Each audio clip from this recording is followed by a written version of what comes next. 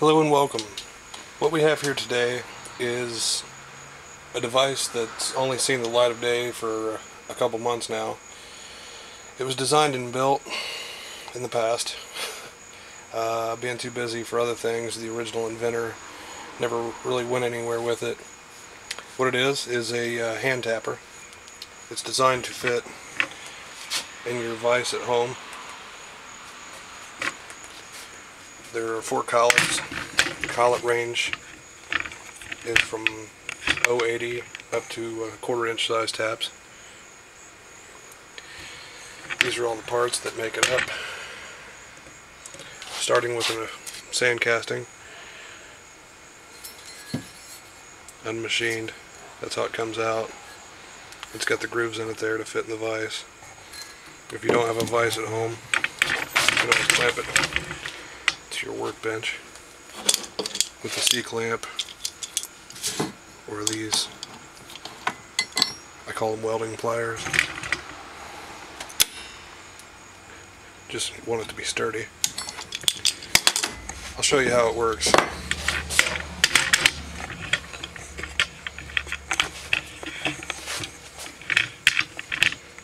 Sorry for the choppy video, but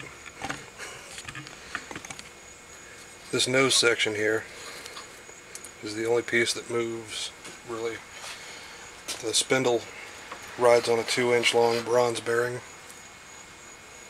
Should last you a lifetime, which is inserted into the casting.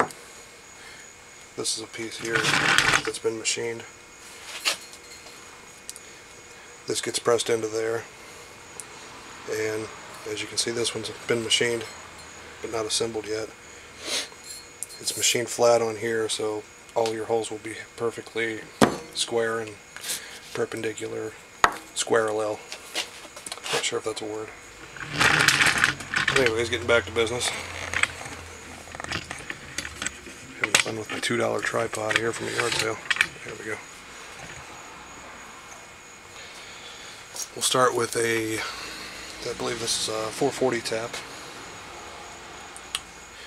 And that fits into your sleeve there. Like I say, 080 to number 4, 440, 448 fit into that one.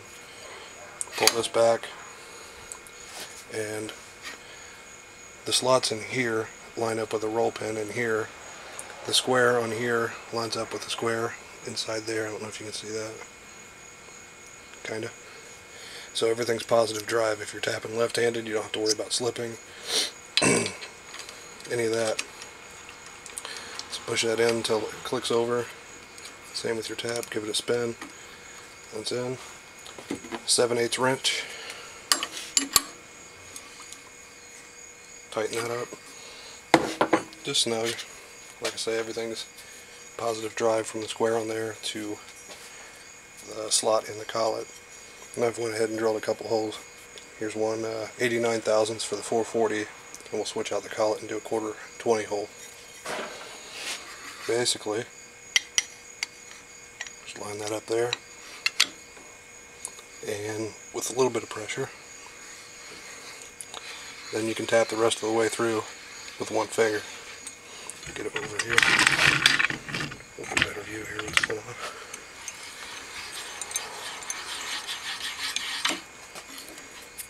Knock the crap off there. You can use oil if you like. It keeps everything nice and square. Eliminate your risk of breaking taps. You can't really see it there, but you get the picture. Go ahead and switch this over for a 1/4 inch 20.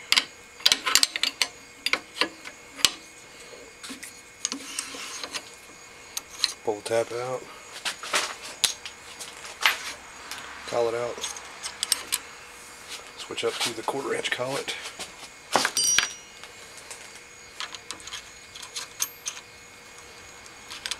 Twist it till it's flush. Pop in your quarter tap. Turn until it drops in. Tighten that up. I'm using the handle back here. to tighten. Like I say, just snug. You don't have to bite on it too hard because everything locks into place within the collet and the spindle nose itself. I always start it out like this, then press your plate flat. A little bit of pressure to get started in there. Bring the camera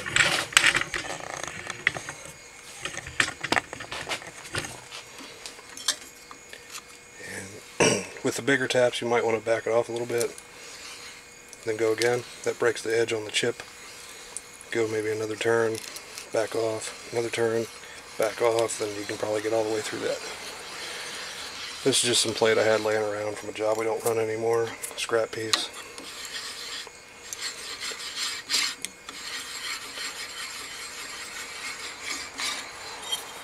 And like I say, you got perfect threads in there. If I have a bolt laying around, that looks like 1/4 there. Nope, 5/16. But anyways, like I say, it's machined there flat, so you'll have square holes. You won't break any more taps.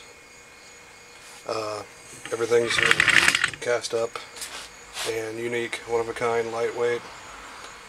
The open frame allows you to clamp it however you like. If you want to clamp through there, if you want to drill 2 holes through there and mount it, you can do that. But like I say, it comes out of the vise.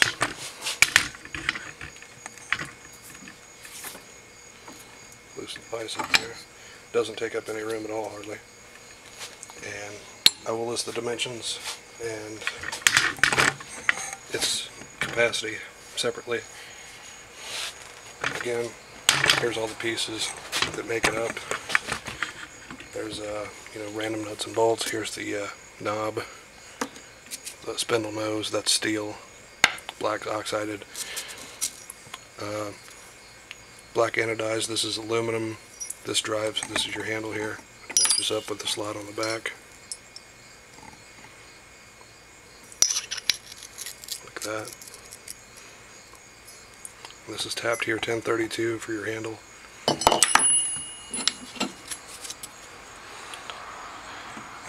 This spins. So if you're going to get second op work, or if you're a busy machine shop or just a hobbyist, you want to keep your employees busy while the machine's running, they can run second op stuff. And trust me, temps have used these and never broken a tap. Even on an 080 hole with stainless steel, it's a lifesaver. Paying $20 a tap pays for itself. Appreciate your time. Thanks for watching.